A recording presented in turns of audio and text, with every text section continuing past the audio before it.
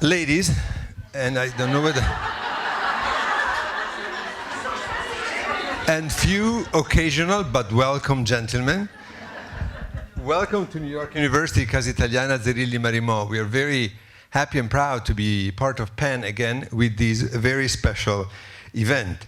While I was, let's say it was a full day at Casa Italiana. We had our annual board meeting this morning, and then I went home because I forgot something, and then coming back I was wondering what was going on, because as you might know, we received 220 RSVPs for this event. It never happened in the history of the Casa to have so many, and it never happened in the history of the Casa that actually we started right on the clock at 6 p.m.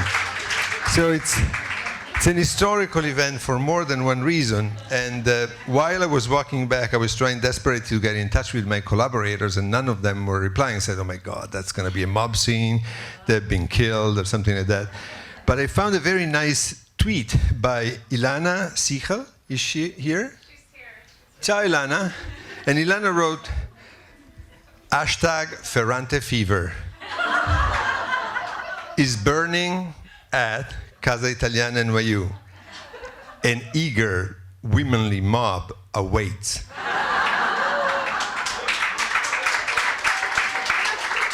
There is something to be said about the power of a tweet if it's well done and well composed. Congratulations. There is an Italian poet, one of my personally most beloved poets, Attilio Bertolucci, that happens also to be the father of Bernardo Bertolucci, whose masterpiece is called La Camera da Letto, the bedroom. In one of his poems he wrote, assenza più acuta presenza. He was talking about a death, that absence makes for a more acute, deep presence. And I think this is the case for Elena Ferrante, that is absent, not dead, alive and well, we know, right, Anne? But a more acute presence. The fact that we have not a writer here, and as you know, at the Penn Festival, you can just pick and choose the writer you want to go see, touch, get a signature from, and here we are basically talking about a writer that is not only not here physically present, but it's immaterial. So the words of Attilio Bertolucci about the absence as a more acute form of presence came to mind when I was thinking about this event. I have a great pleasure to introduce to you my friend and colleague Rebecca Falkoff, who is an assistant professor of Italian studies here at New York University, second year now. And her research interest in modern and contemporary Italian literature, gender and sexuality, and new materialism. She has published on the Ferrante phenomenon already, on Giorgio Manganelli in The Illegible Scene, and The Useless Objects in Carlo Emilio Gadda. Her work on Gadda's technical writings on nitrogen fixation won the Roman Studies Essay Prize for early career researchers. Her current project, The Debris of Progress, A Cultural History of Hoarding, traces a literary prehistory of the cultural discourse and diagnostic category by contrasting the hoarder with two important figures in 19th and 20th century narrative and theory, the fetishist and the collector. And I have to say that on top of her very serious and very multidisciplinary, as you can tell, research interest, Rebecca too falls into the category of the Ferrante fever, and she's the first one who came to talk to me with great passion and enthusiasm about Elena Ferrante and the possibility of hosting such an event here tonight. With her, there is Ann Goldstein, that is going to be Rebecca's pleasure to introduce. I just want to thank her once again. Every time Ann is on this stage, something magic happens. The way in which she deals with words is totally unique, and her way of translating is really absolutely fantastic, and she's universally respected as one of the best translators from English into Italian, and we had the chance to hear it directly from the writers from the Italian into English. She could do also the other way around. But we had the chance to hear it directly from some of the writers that she translates on this very stage, how highly they praise Ann Goldstein's work. And when you translate somebody who is alive and who happens to know English very well, that's a big compliment. And without further ado, please welcome Rebecca Falkoff and Ann Goldstein.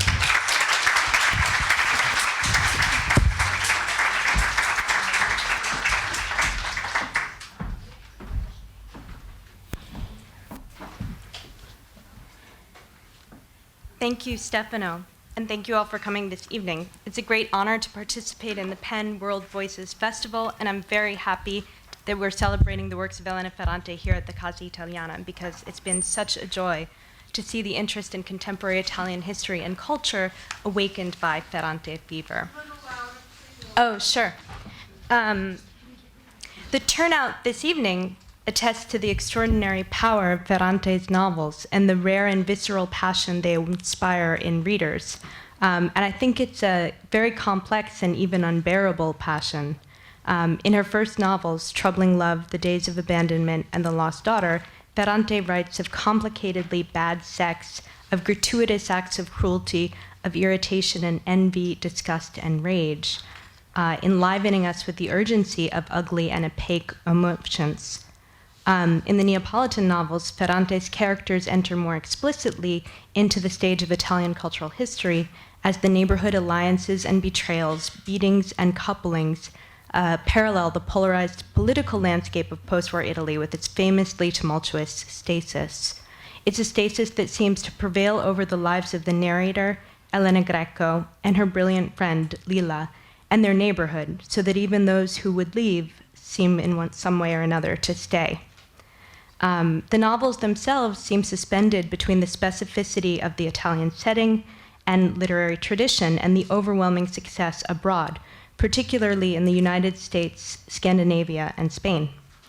The success of these novels in English owes much to our guest this evening, Ann Goldstein, who has translated all of Elena Ferrante's novels, as well as a collection of essays, La Frantumaglia, which is due out this fall, along with the fourth and final of the Neapolitan novels, Story of the Lost Child. Ann is an editor at The New Yorker and the editor of the monumental undertaking for which she was awarded a Guggenheim Translation Fellowship, The Complete Works of Primo Levi, which will be published by Norton. Yeah, it's really... So that's coming out with Norton this fall. And in addition to Ferrante and Levi, she's translated Pasolini's posthumous novel Petrolio, as well as works by Alessandro Baricco, Amara Lacus, Alessandro Piperno, Giancarlo De Cataldo, and Linda Ferri. And she's the winner of the PEN Renato Poggioli Translation Award. So please join me in welcoming Ann Goldstein.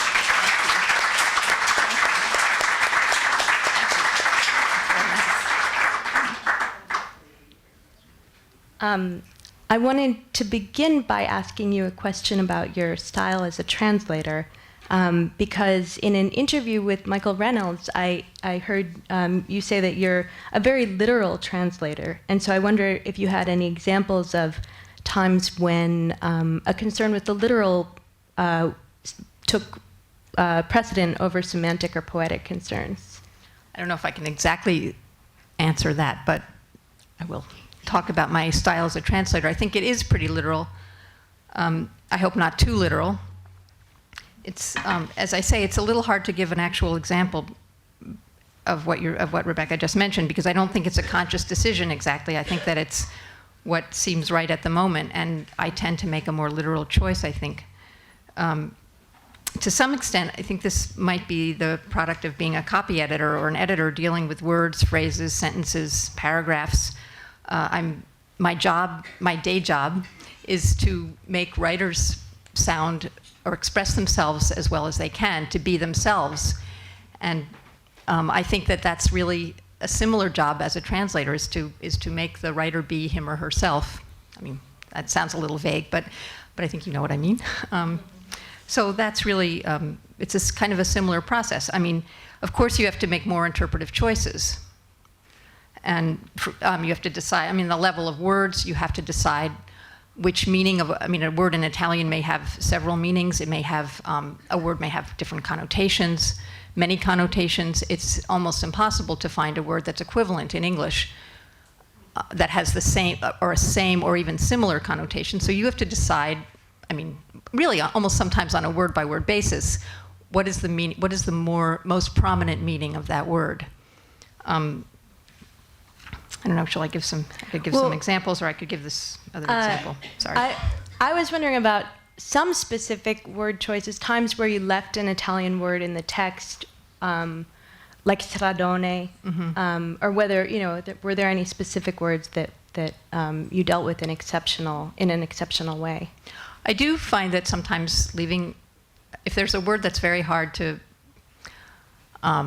well, stradone is a good example. In the Neapolitan novels, which I'm sure most of you have read some of, there's a description of the neighborhood. It's kind of, generally the description of the neighborhood is vague. You don't exactly know where it is in Naples. You know it's sort of an outlying, well, we would say in the sense of, it's not a suburb in the American sense, but it's an outlying neighborhood. It's a very poor neighborhood. Certain features, there's the gardens, there's the church, there's the library, and then there's this big street called the Stradone in Italian. Well, there's no word in English that really means big street.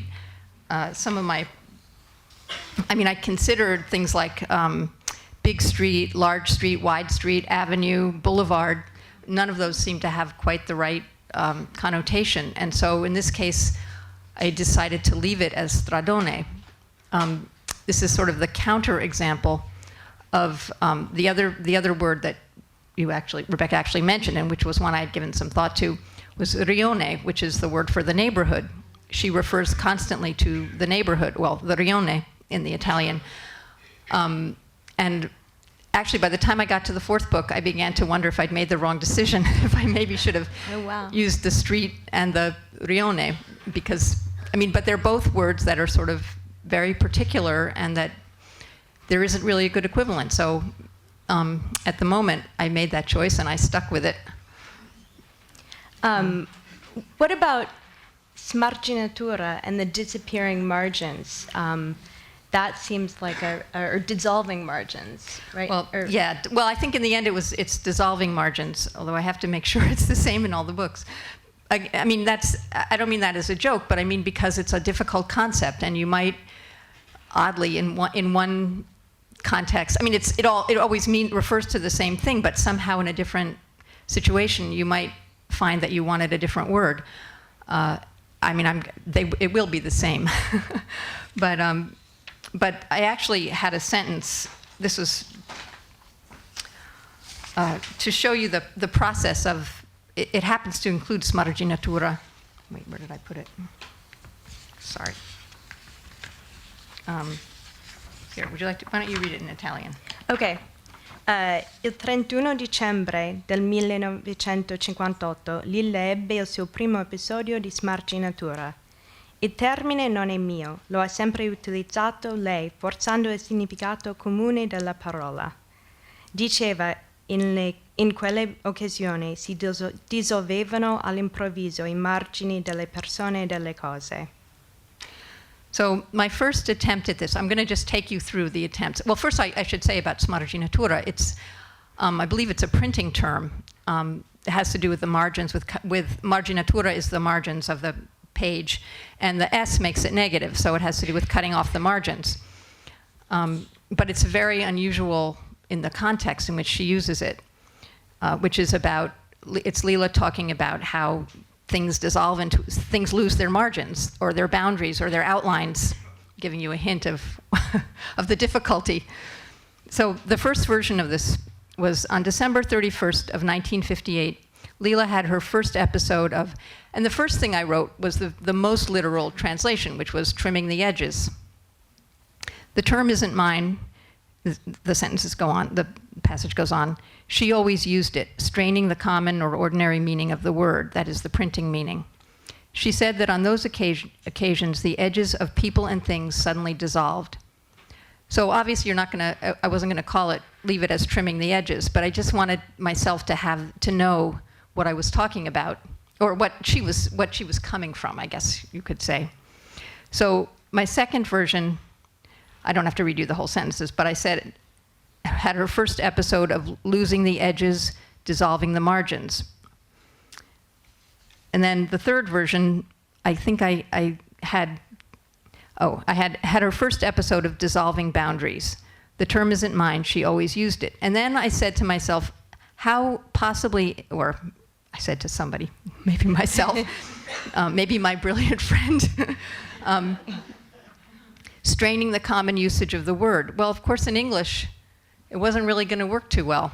I mean, because what word? There's no printing word left in English. First of all, because there's no single, at least I couldn't, I mean, maybe some brilliant person could come up with a single word that would give you the idea of dissolving margins, dissolving boundaries. I mean, I'm already just saying it in 2 words. Because Italian is able to make a word, I mean, to turn words into nouns, adjectives by adding suffixes, other kinds of different kinds of suffixes, diminutives, making things bigger, like as in the case of the stradone, the big street from the strada. But English doesn't have that same kind of flexibility. It may have other kinds of flexibility, but not that particular one with words. So in the final version of this sentence, I went back to margins. I considered outlines, boundaries. I think I stayed with dissolving because dissolving seemed pretty straightforward in a certain sense as a word. But the thing that was dissolving, I mean, if you think of a person, think of a thing, it's hard to know what was the right word. But I think in the end it says, had her first episode of dissolving margins. The term isn't mine, she always used it. She said that on those occasions, the outlines of people and things suddenly dissolved, disappeared. So there are the outlines. So you sort of got 2 words for borders or edges. However, this is a little bit of an extreme example of solving a problem. That's the straining the meaning of the word, was just to leave it out. I hesitated whether to confess that, but I think perhaps I made a case for it. I hope I did. I think so, yeah, I think so. That's fascinating. What is it like translating Elena Ferrante versus other writers you've translated, either because of her anonymity or because of her language or because of the themes, because of the emotional impact of her life, of her works on your life? Oh, she just... Yeah. Well, it's different in that, every writer has a certain intensity. For me as a translator, once you're involved in the book, there's a certain kind of intensity. I think with Ferrante, it's there's a slightly more, I don't want to say personal, but sort of emotional effect. I mean, after all, she is a woman of about my generation, and so we've sort of, I mean, even though of course I've had a totally different experience from her, there are things that I recognize, and I think that gives a certain closeness or emotional attachment. I know when I finished the 3rd novel, Those Who Leave and Those Who Stay, I thought my life was suddenly empty. Where are those people? First I couldn't quite figure out like why I felt so lonely. But I think she does have that effect. I mean, the 4th novel, and I'm not going to give anything away. I just want to, but you know from the beginning of My Brilliant Friend that the books cover basically her lifetime, from a woman who's from when she's 6 until when she's in her 60s, perhaps almost 70. So in the 4th novel, I think you really get a sense of time passing, and a sense of life passing. So I think that all those things, the fact that there are, I think I counted up, there's about 1,700 pages in the course of that, it kind of takes you over. So in that sense, it's different. I mean, her language, of course, is for example, different from that of Primo Levi. She uses a lot of words.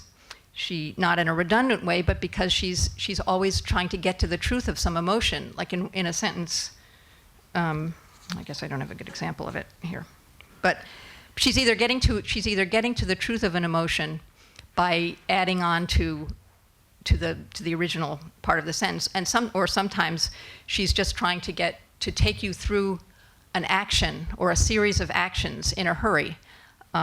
For example, here was a sentence about, well, I won't say who it's about, but perhaps you'll guess.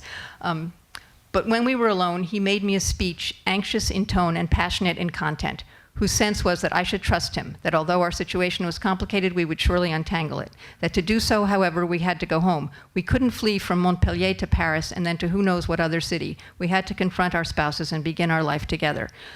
So there's a lot happening in that sentence. It sort of keeps going beyond where you think it should go, almost. So that's a little bit of a, it can be a difficulty in English. I mean, sometimes I would also say, you have to just cut the sentence in two because it just doesn't, you lose some of that intensity if you keep going, I think. Or it goes on too long. That one I think was all right because it gives you the idea of it gives you the emotional content as well as what she's actually talking about. Her syntax is sometimes complicated. It's always hard with the Italian writers because they have a certain freedom. For example, they can put the verb first and have a lot of subjects afterwards, and various other kinds of things. So it's always hard to get the right balance in English and try to keep some kind of sense of the Italian. Another comparison would be to someone like Barrico, who writes in a much more simple language, but his concepts are sometimes very elaborate. So it's a different kind of problem. Levi also writes quite long sentences, but his sentences are very balanced, very even. Sometimes they require some rearrangement, a little rearrangement of syntax, but they don't pile up the way Ferrante does. So, has the fact of her anonymity affected your work as a translator in any way? I'm not sure that it has really. I mean, I've translated a lot of dead writers, so I'm kind of used to not having the writer around. The first writer I translated was a writer who's quite obscure called Aldo Buzzi, and he was actually a little too present because I think that there's a danger that the writer, in his, he thought that he knew more than he really did. Well, I don't mean that he was. Well, he's also no longer with us. So I guess no. I mean, he was a wonderful man, and it was actually great to work with him. But he was constantly rewriting, and he also wanted things in English that didn't seem to me that were really right. I worked a little bit with Barrico, who was really wonderful, and who would just say, if something, I said, well, this doesn't really work, I don't know what to do with this, and he would just say, oh, I'll just take it out.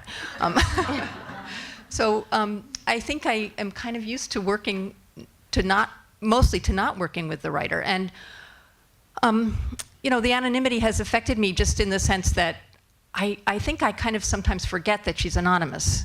I think that the person who is writing this book is a person who is writing this book and who is present in some sense as, in the Neapolitan novels. In fact, in all of her novels, I mean, the narrator of her previous novels, they're all sort of middle-aged, pretty middle-aged women, younger or older middle-aged. They have certain things, quite a few things in common, really. And I guess even if that's not the actual Elena Ferrante, it is a person that there are certain features, general features that I feel somehow, I guess that I feel in almost an unconscious, subconscious way are this writer. So in some way, the name wouldn't matter. Yeah. Yeah. Yeah, right, exactly. Does she ever, I noticed that in Fragments or Frantumaglia, she's very involved in the process of editing Mario Martone's screenplay for Troubling Love, and I wonder if she was similarly involved in any of the translations, whether she weighed in on specific word choices, whether she knows English, if you had corresponded with her. Well, I think that she does know English. I don't know that she writes in English She reads, I think she reads English. I think she's read the translations, but she doesn't get involved in them. If I have a question, I can ask her or ask her through the editors. I, by the way, don't know who she is. Just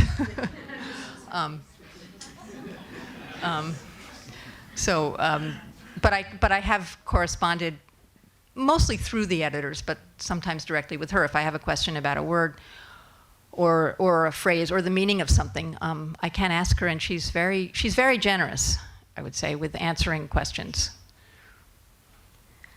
I also wanted to ask about the dialect. I think that's something that comes up a lot in the novel, certainly, and also I think people are often curious about how dialect is used, whether the language itself in the novel or the way it's thematized. Well, she doesn't actually write in dialect, or she very rarely writes in dialect. Sometimes there's a word, but she does say in Italian, said in dialect, and that's in English says said in dialect. Dialect is, it's really the sort of the language of, well, said in dialect, I was going to say, she more likely shouted or cursed in dialect.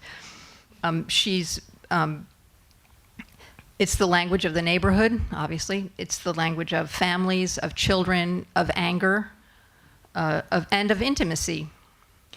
Toward the end of the fourth book, I don't think I'm giving anything away. She says, she's talking about Lila, and she said, she's talking about her unwillingness to talk. Her unwillingness, she says, is a linguistic question. She resorted to Italian as if to a barrier. I tried to push her toward dialect, our language of freedom, or candor, or frankness. But while her Italian was translated from dialect, my dialect was increasingly translated from Italian, and we both spoke a false language. She needed to explode, lose control of the words. I wanted her to speak in the authentic Neapolitan of our childhood. So I think that's sort of really a great summary of the difference between dialect and Italian for these two women. As a theme, well, I mean, I guess that sort of, those are the themes. I mean, the intimacy is dialect, or the intimacy between them and between people, her other people in the neighborhood. I mean, both intimacy and rage. I mean, is really, that's the way that they connect through dialect. And I guess I'm sure one could easily make a study of the times of what the actual moment is when she said or shouted or cursed in dialect. Mm-hmm. Would probably be pretty revealing. Or maybe not. Maybe it would just say what I just said. I wonder if there's some way, I was just looking at her interview in the Paris Review where she talks about how many of her narrators go through this process of an incomprehensible experience and trying to find a language to give it meaning, or a kind of incomprehensible set of images, and whether what in the first three novels is more about a kind of adaptation from image and from the images of memory into words becomes in the Neapolitan novels something more like dialect into Italian, or I mean, I suppose there's dialect in the earlier novels as well. Yeah, but and in a similar way. Yeah. In dialect, with occasional words. And I suppose there's also the experience of kind of working with images in the Neapolitan novels to some extent. So yeah. Okay, I also wondered if, sorry, I'm all jumbled.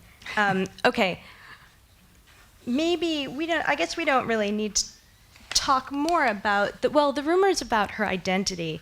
I don't want to keep going back to them. I think they're really interesting, to some extent more because what they say about the conversation about Ferrante than what they say about Ferrante. But I do think that the rumor that she's a translator is a pretty powerful one, and I wondered whether that had affected you, whether you found that a compelling hypothesis. It seems very reasonable. I mean, she does, the way she talks about language. I mean, well, she is a writer, so she talks about writing a lot. We know she's a writer, but from things that she said, I think, and from her characters.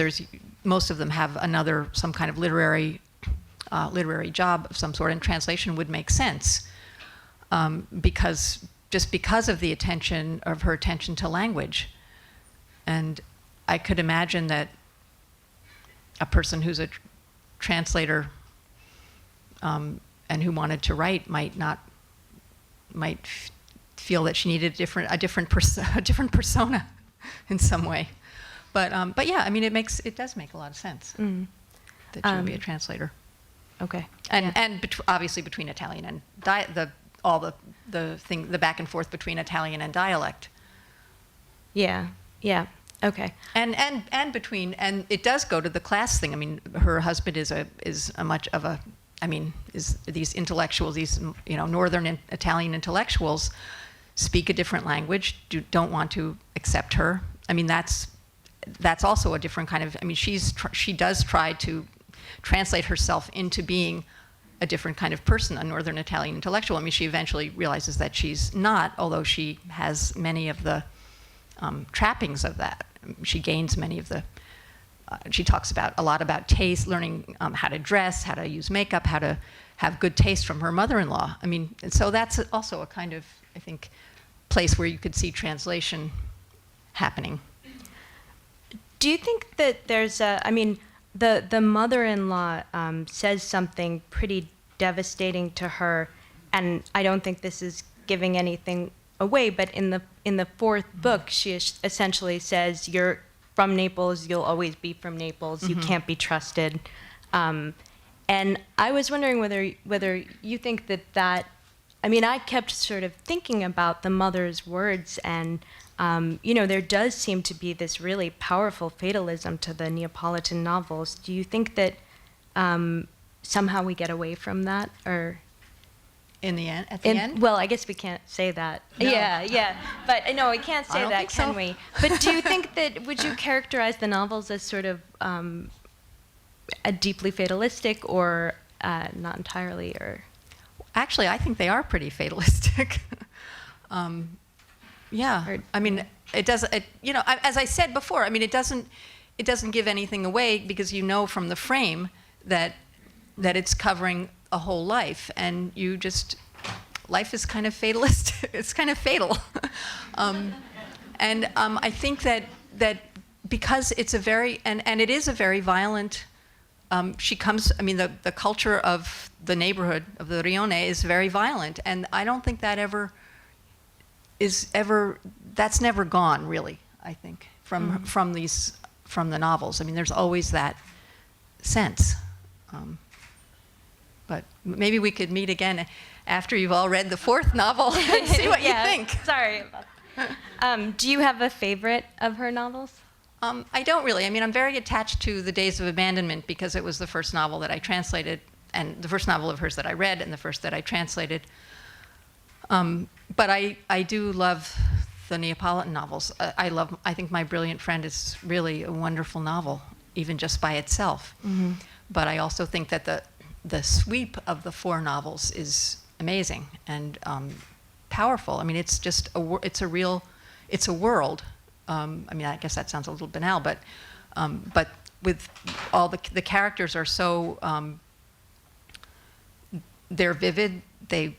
Even though they're not people that you probably would know, but you do feel that they're people you know, and I think that that's a really that's a proof of her power as a writer. I don't know. Yeah. I think that's. I mean, I don't know. Do you have a favorite? It's always the one I've read most recently, and I just read Troubling Love. So right now, that's my favorite. 6 months ago, The Days of Abandonment was my favorite. But yeah, no, they're wonderful and so powerful, so riveting. I also wondered whether you had any special connection to Naples, or whether you had sought out a special connection to Naples since you started translating Ferrante. I haven't. I mean, I have been to Naples, but not for many years. I'd spent a certain amount of time there because I knew someone who lived there. But no, and I haven't. I actually would like to go to Naples. I haven't been there since I've been translating Ferrante, and I think, wow. Yeah, I know. Well, yes, I would like to go there. Let's go. Yeah, I'm ready. Okay. And do you have, I mean, you've touched on this a little, but I wondered if you have any theories about, well, you've touched on it, but why are these novels so powerful? Why do we all have Ferrante fever? I mean, I think it's also, it's something that maybe everybody might want to weigh in on, but it's... I think it is partly this, what I just said about her ability to create a world and characters. I think, I mean, I think that in terms of, they're especially powerful for women, I think because they're about women. I mean, the two main characters are women, again, you know, of a certain generation, but I don't think that's really that important. I think the examination, the sort of deep, complex, intricate analysis of the relationship between these two women is compelling. And I think that maybe we don't find that in other, or haven't found that in other writers. And I think it's an experience, even though, as I said, you know, even though these probably aren't people, the details of their lives, well, of Elena's to some extent, perhaps some of us have some of that experience. I mean, she's a writer. I think there are some writers here. But I think that that experience of friendship is something that's strong, and that we just haven't heard about. I'm sorry, I'm getting redundant, but that's another reason that I think they're so, people really get involved in them. I wanted to ask one more question about the logistics of translation, and then maybe we can open the floor for questions from the audience. But I wondered about when you're translating, since there are so many strong echoes of other, well, because she has this sort of contained world with recurring characters and themes, whether you go back to passages that you've already translated to make sure that the resonance is clear, or whether you work just from the text you're working on. I generally just work from the text I'm working on. I mean, maybe it's a matter of time. I don't know. But I do. I mean, I'm aware, obviously, of these kinds of echoes through all the novels. And if there are particular words, like the smarginatura or the stradone, I mean, I try to make sure that those words are the same throughout the novels. I mean, this has been, I forget when the first one came out, I guess in 2012. 2000, yeah. I mean, well, so it's a pretty contained amount of time, actually. Yeah. You'd think I would remember. No, but I mean, I do try to have, at least in the back of my mind, certainly a sense of the things that are, I mean, she does refer a lot back to things that happened in the earlier novels, in the later novels, so I do make sure that those things are the same. I mean, that's sort of a practical detail. But I don't really do it on a more general or thematic level. Mm-hmm. I'm waiting for the scholars. Okay. So maybe we can take some questions from the audience. Yeah. Oh, I think we need a microphone. Yes.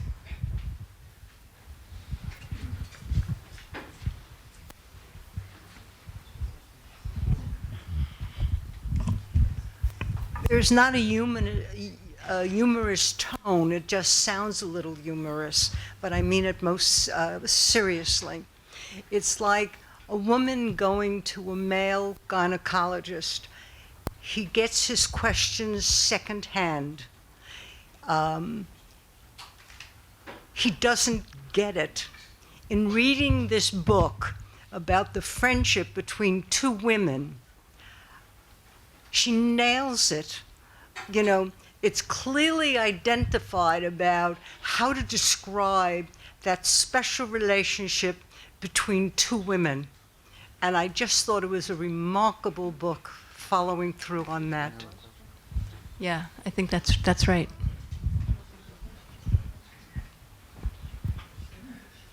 Yes? I would like your comments on the endings, because I think the endings are, it reads like a soap opera. You know, you have to read the following one. You need to know what happened. So just your comments on that.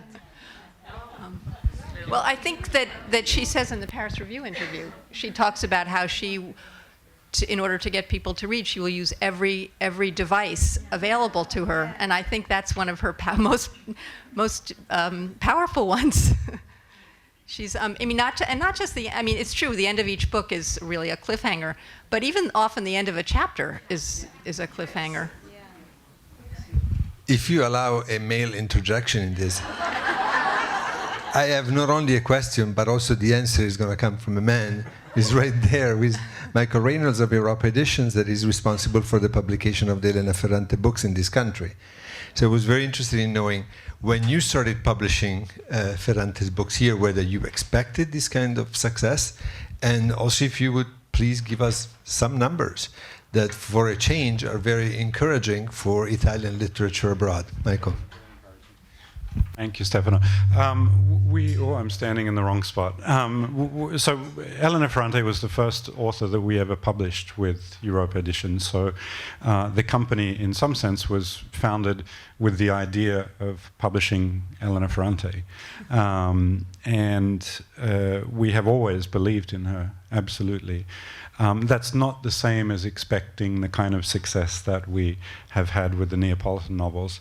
And I'm quite willing to be very open and frank with you, because it's a good story. But until the publication of the Neapolitan novels, we had sold around about 40,000 copies of all three of the books. So The Days of Abandonment, Troubling Love, and The Lost Daughter. Since the publication of the first Neapolitan novel, we've sold another 40,000 of those three books, and we are up to almost 500,000 of the Neapolitan novels, around 400,000. Yeah, Really? yeah, with digital and physical together. So. That's incredible. I had no idea. This is the kind of stories we like to hear. We have a new series here at Casa Italiana called Eppur si muove, called And Yet It Moves, where we want to bring in positive signs of things that move, either in Italians who live in Italy or abroad. And I think what Michael is doing with Europa Editions and the books of Ferrante is great. Yes? I just wanted to touch upon your comment that you've been to Naples, but not lately. Yeah. And I just find that amazing, because I read the first three in English, because I won't go into why I did that, because I travel to Italy quite often. But then I purchased the full set, the 4 novels for my mother in Italian, because my father was from Naples, and I used to travel. I was born in Italy. I was traveled to Naples a lot. And I know the culture very well. I know the Rione, I know the Stradone, maybe a different one, but I just thought that you captured the essence of the culture so perfectly, and I didn't find any difference from the English books, the first 3, with this 4th one that I read in Italian, because I have to see what the Italian is like, because I need to know whether I missed something. And I didn't. It was perfect. Really? Thank you very much. Thank you. Yes. So I want to know how you capture this. I don't know. I mean, I guess it's language. Not just my language, but I would say the language of Ferrante. I mean, she does, I think,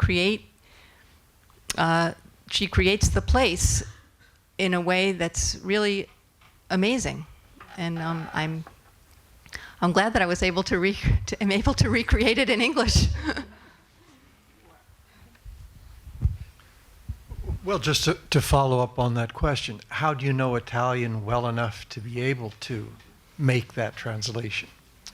I've studied it. I've read a lot. I've spent time in Italy. I have never lived there, actually. Great regret of my life. Not too late. So just by studying, reading, translating, thinking about words a lot.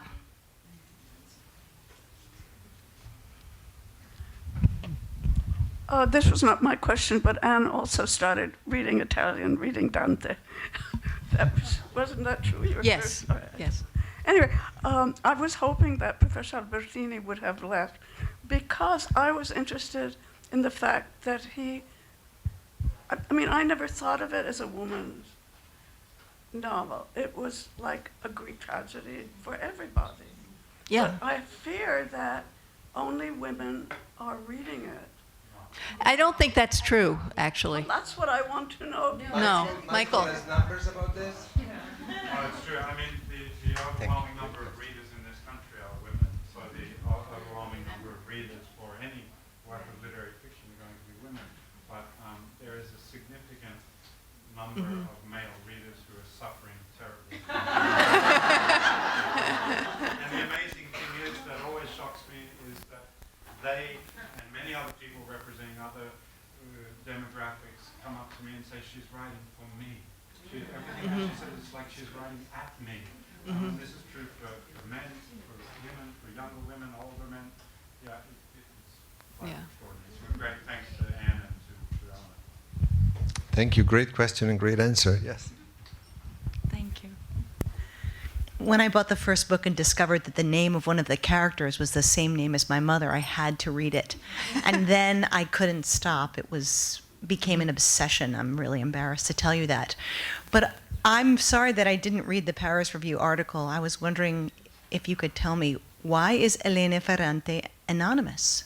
Does anyone know why? She has many, she has various reasons, which she herself says that have changed over the years. I mean, in the beginning, I think she felt, she said she felt she didn't want people to know that she was writing, or she felt it was sort of a personal thing. There were details she didn't want people to know. I mean, sort of, but then she became, she felt that she didn't want to, and she wanted her books to stand alone. I mean, that's, I think, what she feels more strongly now, wouldn't you say, Michael? Yeah, I mean, that she feels that the books should speak for themselves and they don't need an author, and she doesn't want to be involved in the commercial life of books, of her books. You want to add to that? That's pretty much what she... Why is the other main character, sorry, what was it? Why is the other main character named Elena? Did she ever talk about that? She does she talk about that? A little bit. I can't remember Yeah. where now, but it wasn't particularly revealing.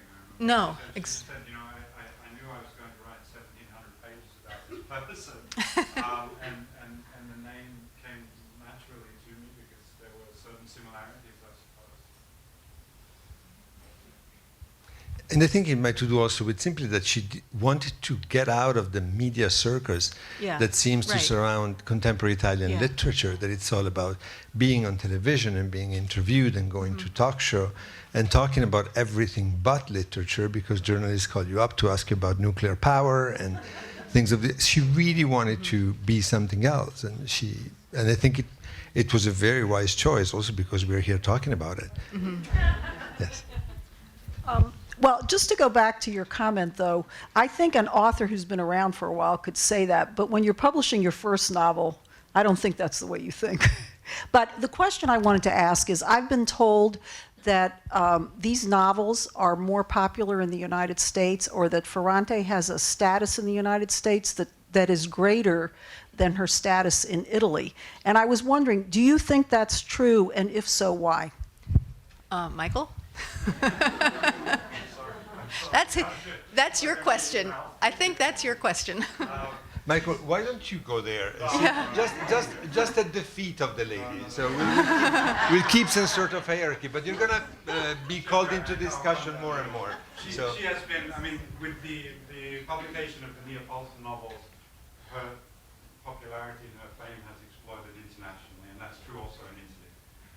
So she's always had a very strong readership and a strong following in Italy. When the first book was nominated for Strega, which is the biggest literary prize in Italy.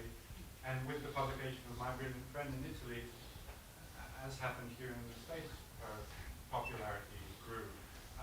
Some of the things that have happened here and in the United Kingdom and in Australia and whatnot, obviously, are feeding into the interest in her books in Italy as well. Last year, I don't know how many of you saw this, but she was named one of the world's leading global thinkers. And the other Italian on that list was the Prime Minister. So obviously this made news in Italy. And that is adding to her success and her fame in Italy at the moment. But I don't think it's correct necessarily to think that she's at two different levels in terms of stature or reputation in the US as opposed to Italy. I think that's probably a misreading. The markets are very small, so the numbers are very different. Although she's sold more in Italy at this point. They're up to 600,000 copies of her book. Huh. Wow. Yes.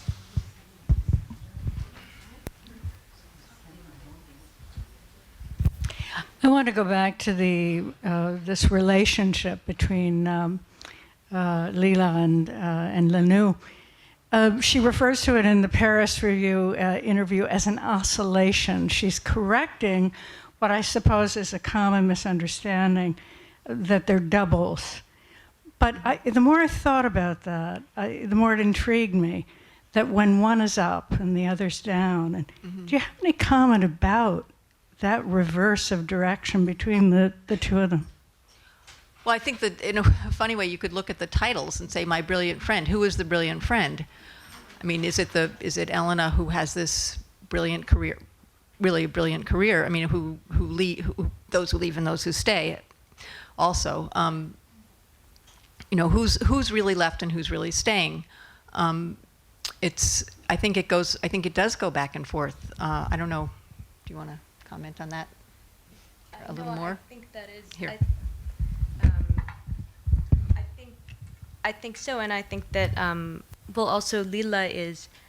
There's a part of the Paris Review interview where she talks about how without Lila's writing, Lenu's writing could never exist. I mean, I think about their relationship more through the textual relationship and that Lenu is always getting the glory for what seems to be the brilliance of Lila, But, well, yeah, and the oscillation. Yeah. It's interesting. I mean, it's never exact, I guess, is what, exact correspondence. Could you just say something about your process? Like, how many times do you read the book and then read the paragraphs, and then how do you go about doing this? It's just a mystery. I usually do a first draft that's really fast and inaccurate in many places. I don't try to solve any problems. I just want to get it on paper and sort of have a sense of it. I put in a lot of word choices, sometimes. Then I do a second draft where I try to refine that. I try to solve the problems, the sort of bigger problems. There might be many things that I'm still not sure about. And I usually do a third and fourth draft. I mean, I work on the computer. I try to, if I have time, I try to read on paper, and I certainly read the galleys, the proofs on paper. But Europa does this wonderful thing, which is that they have someone, usually, in my case, Michael, who checks the translation, who checks and edits, really. I mean, he checks it, he reads it against the Italian, and he edits, and that's such a great thing for a translator. Most American publishers, in fact, I don't know of any other American publisher who does that. And it's just a great thing. It just gives you a kind of confidence. So you do it all the way, you go all through? I go all the way through, and then I go all the way through again. I mean, I use a lot of dictionaries, synonym dictionaries.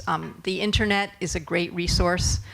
I ask Italians, obviously, sometimes the author. Yeah, so that's. Oh, you do have interaction with you. It depends. I mean, yeah. I mean, I ask. Usually, if I have specific questions, yeah, I ask the author. So, the series of changes to the sentence that you read about smarginatura, that would be over the course of months, not over the course of one evening. You wouldn't do all those in one. I would do it over the course of months because I would go back. I would go to the. I usually go through to the end every time, and then go back and go through to the end. I think, I don't know, I guess I work better that way, somehow knowing what's there. And you never know. I mean, you know, words recur, so you want to sort of have an idea. I forget, someone who translates from French once said that she translated every word the same, every French word that was the same in the French book, she translated the same in English. I don't think that really works. Yeah, I don't know. It was a system that supposedly worked. I don't know. Wow, that's wild. Yeah. I mean, you would think idiomatic. I have one other question.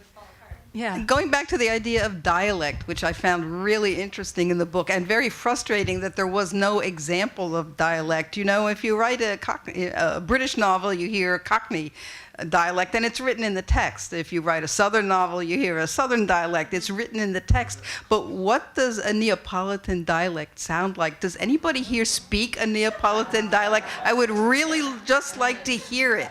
Just say one sentence. Say something like, I'm so angry at you, I'm going to burn down your house. Say it in Italian, and then say it in Neapolitan, just so I have the sound of it. Please. Don't look at me. I'm from the province of Mantua, deep north between Milan and Venice. But I think you have some sense of what Neapolitan is about because you picked the perfect sentence to be translated in Neapolitan. Perfect. So do we have anybody here from Naples? But the reason I think it's right, and Anne, correct me if I'm wrong, it's that between British Cockney or some sort of Southern inflection, Neapolitan is a language that is it's a language that is completely different from the Italian, and so is Sicilian, for example. So one of the big challenges, for example, of our authors, and Rebecca knows this better than I do, in the 19th and 20th century was for somebody like Giuseppe Verga, for example, who wrote about peasants and fishermen in Sicily, to write in a language that could be understood all over Italy, but that it would signal that it was not the standard Italian spoken in the University of Florence. So he found a very ingenious way of translating the Sicilian dialect into an understandable dialect and into an understandable Italian, and at the same time signaling that it's something else. Verga did that, very ingenious. He translated word by word, so the words that he uses are Italian, but using the Sicilian syntax. So the order of the words follows the Sicilian syntax. So miraculously, you have the impression, ooh, I'm understanding Sicilian. No, you're not, because the words are in Italian, but at the same time, he gives you a sense of that. So the reason why she doesn't include long passages in Neapolitan dialect is that because Italians would not understand it. But as a suggestion, we have a theater festival going on right now in New York, in all 5 boroughs, and some of the pieces are in dialect, I believe including Neapolitan dialect. And of course, there are beautiful pieces of literature written in dialect, you know, from Eduardo De Filippo on. It's like fantastic Neapolitan of the highest quality with a very strong poetic quality to it. I have a suggestion. You can pick up the soundtrack from Torturo's Passione and listen to that whole track, in particular, the song Napoli è. And you will get the essence what Naples is all about. I promise. That's a wonderful, it's a song by Pino Daniele, a wonderful suggestion. Any other question?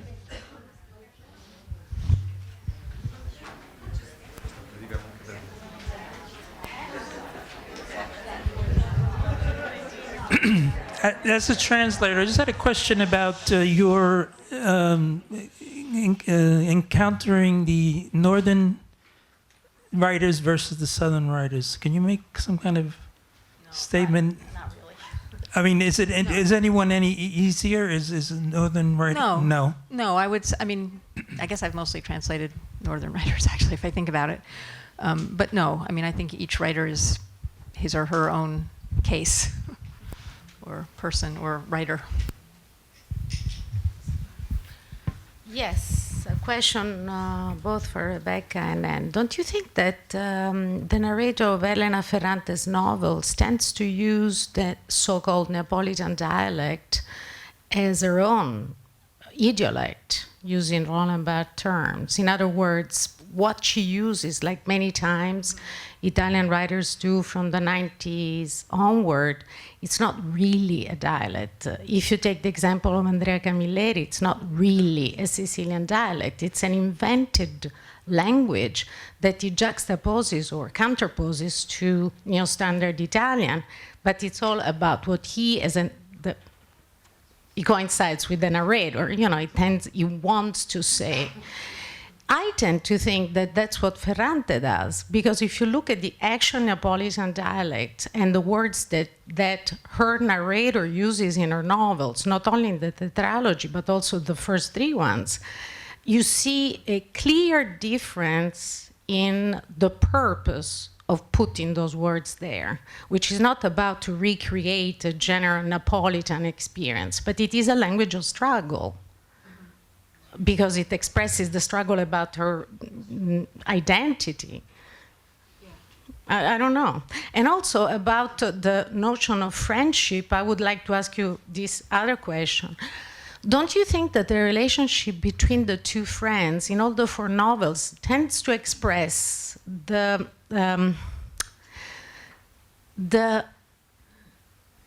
task, the duty that Ellen as the writer has undertaken for this entire community, not imagined, but real community of the Rione.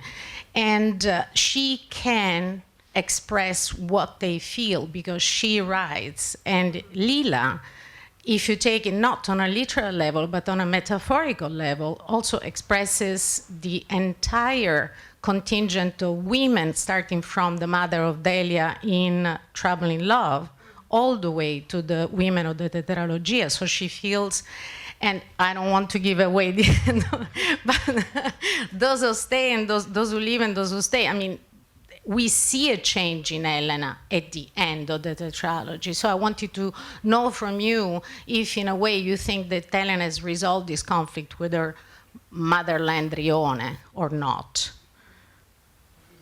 After being, I don't know. She's a professor. I know. This is for the professor. Two questions. One concerns the language, one concerns the characters. If you have to take them on a literal level or on a symbolic level, and see where the Rione and the women of the Rione take us in the reading of her novels. I mean, I think that's a really powerful way to understand Lila and the relationship between Lila and Elena, and the guilt about leaving or the guilt about achieving success and being unable to express what is lost in childhood or whatever she left behind. I think that's, I think they're, we understand them very powerfully as two women, characters, friends, but I think it is also allegorical, and that Lila is a kind of figure for everything of the Rione that can't quite be put into standard Italian and can't quite achieve the success that Lenu achieves. So I think that's, a really helpful, Elena, but I think that's a helpful way to think of it. About the dialect, the way that dialect is used is very, very limited in the novels. It's the way that it's referred to, the way that the work of trying to express what you know or what happened or what was felt in dialect in standard Italian is always present, and it's a constant struggle. But I think that, the actual words in Neapolitan dialect or in some kind of version of Neapolitan dialect that's accessible to an Italian reader are so few that, I think the argument you made is absolutely correct, but it's less about the language itself than about the way the language is discussed in standard Italian. Right. Yeah, I think that's true. Yeah. Thank you, Stefania. We have time for another question. Hello. Just answering to the same question that has been put. I am Neapolitan, and the thing that I want to say is that it's not only the words that you use in the dialect, but sometimes it's also the same Italian words said in a different way that means something different. For example, and this happens also in Eri De Luca. Eri De Luca, that is a Napolitan writer, also very, I like him very much. For example, for a simple expression like I love you, ti amo, in Italiano, we in Naples, we don't say I love you, we say ci tengo a te, or tu mi importi, you mean to me, or you are important to me. And I mean, every Italian can understand tu mi importi or ci tengo a te, but is what is different. I mean, in maybe in Sicily they say, I don't know. But in Naples is the only kind of word that we really say from, I mean, usually. That's all. If I may add something there, despite the fact that dialect is not used in the novels, in all of Elena Ferrante's work, it's unmistakably by a Neapolitan writer. Unmistakable, yeah? Because of the use of words, because of the use of Italian, some of the syntax, I think, as well. The air of, that labilità, the sort of the change between upper register and lower register that is particular to Neapolitans, and can just sort of either sweep you off your feet or lighten you of your wallet in a second. Yeah, that's sort of the two poles of Neapolitans and of Naples, and it's unmistakable in her books. Yeah.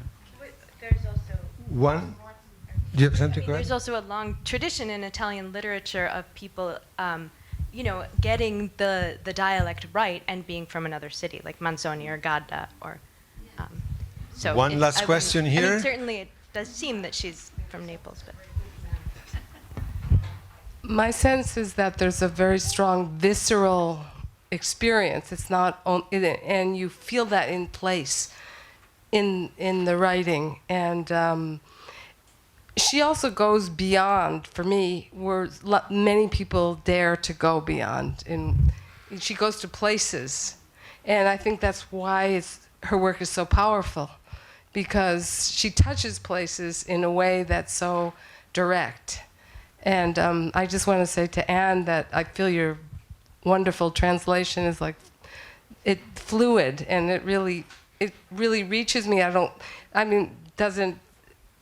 Doesn't hold me back. So I really, hats off to you. Thank you.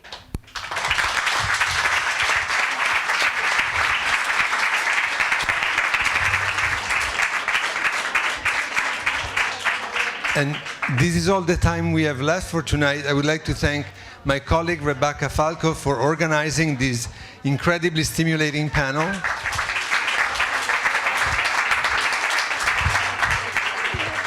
Ann Goldstein, that never fails to impress me with the humility of her intelligence and her ability to translate.